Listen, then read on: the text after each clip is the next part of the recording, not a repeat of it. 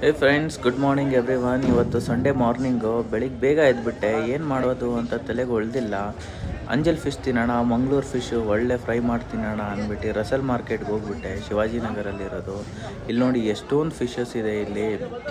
So ಇಲ್ಲೆಲ್ಲ ನೀವು fish by ಮಾಡಬೇಕು ಅಂದರೆ ಹೋಲ್ಸೇಲಲ್ಲೇ ಎತ್ತೋದು ತುಂಬ ಒಳ್ಳೆಯದು. ಸೊ ಇಲ್ಲಿ ನೋಡಿ ನೀವು ಫಿಶಸ್ಗಳೆಲ್ಲ ಇದೆ, ಇದೆಲ್ಲ ಫಿಶಸ್ಸು. ಇದು ಕಟ್ ಪೀಸ್ ಎಲ್ಲ ರೀಟೇಲ್ ಫಿಶಸ್ಸು.